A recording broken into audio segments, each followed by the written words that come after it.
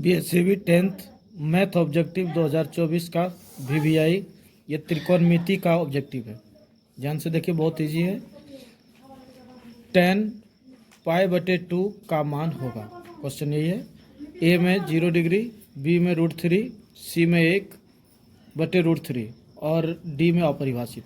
देखना है होता क्या है। जैसे हम लोग देखें कि 10 π/√2, तो पाई का मान कितना होता है 180 डिग्री। इसलिए यहाँ लिखना है 10 180 डिग्री और बटे में 2। 180 का 2 से अगर 180 को भाग देते हैं तो 10 90 डिग्री होता है, यानी 10 90 डिग्री का मान अपरिभाषित होता है। 10 90 डिग्री बराबर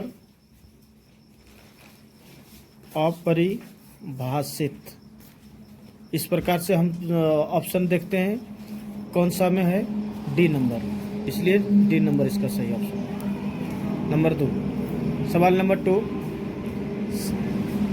sin π/4 माइनस cos π/4 का मान होगा।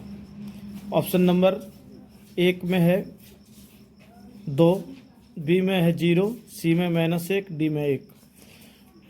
देखिए मान, अभी तुरंत हमने देखा है कि पाई का मान 180 डिग्री होता है, इसलिए साइन 180 डिग्री बटे 4 माइनस कॉस 180/4।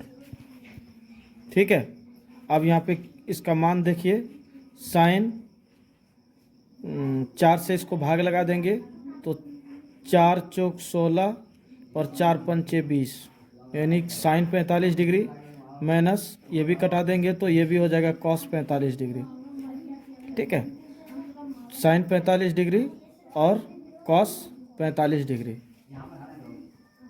साइन 45 डिग्री और कॉस 45 डिग्री। इस प्रकार से, एक सेकंड, 4 चौक 16, यहाँ 2 बचा रहा, 4 पंचे 20। ठीक है, ये भी कॉस भी 4 चौक 16 और साइन 45 डिग्री का मान होता है 1/√2 और कॉस 45 डिग्री का मान भी होता है 1/√2। इसलिए देखिए 1/√2 माइनस 1/√2, √2 का एलसीएम होता है √2 और 1 में 1 घट गया तो क्या हुआ 0। इस प्रकार से √2 में 0 से अगर भाग लगाते हैं तो इसका मान हो जाता है 0। देखते हैं ऑप्शन नंबर बी हमें दिखाई दे रहा है।